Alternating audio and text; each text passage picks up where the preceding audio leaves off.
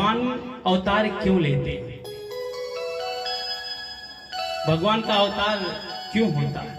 रावण कंस को मारने के लिए आते हैं? आप लोग बताइए, भगवान का अवतार क्यों होता है? राक्षसों का विनाश करने के लिए भगवान अवतार लेते हैं? नहीं, भगवान रावण और कुंभकर्ण कंस को मारने के लिए नहीं आते हैं, तो फिर किसके लिए आते हैं? आप लोग जानते हैं? ध्यान दीजिए। विप्रधेनु सुर संत हित लीन मनुज अवतार। भगवान किसके लिए अवतार लेते हैं?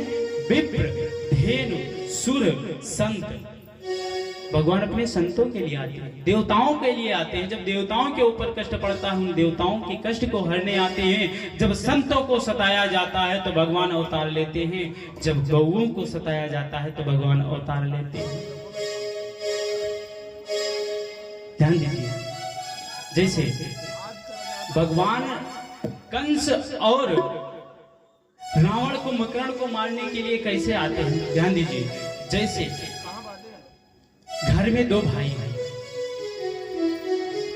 दोनों अमीर हो गए, एक घर इधर बनाए, एक दूसरी तरफ। एक भाई विदेश रहने लगा, ध्यान से समझेंगे तो समझ में आएगा। एक भाई विदेश रहने लगा, लेकिन जो छोटा भाई घर पे रह रहा है, इनके घर पे शादी विवाह का कार्यक्रम हुआ।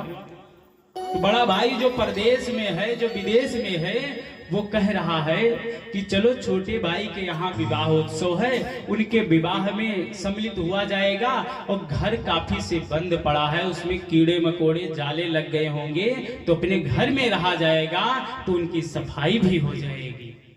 अब वो विदेश से आता है, अपने घर में जब पहुंचता है तो जो जाले लगे रहते हैं, कीड़े मकोड़े लगे रहते हैं, उनको सफाई करना पड़ता है, सफाई करता है। तो भगवान ऐसे ही भगवान अपने संतों के लिए, अपने भक्तों के लिए, अपने प्रेमियों के लिए यहाँ आते हैं। और जब अपने घर में रहते हैं तो रावण कुंभकर्ण ऐसे कीड़ों को भी साफ करके चले जाते हैं।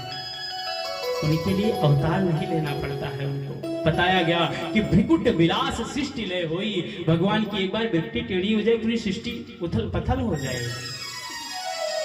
उनको अवतार थोड़ी ना लेना पड़ेगा, भगवान को मारने के लिए, संतों के हित के लिए आते हैं।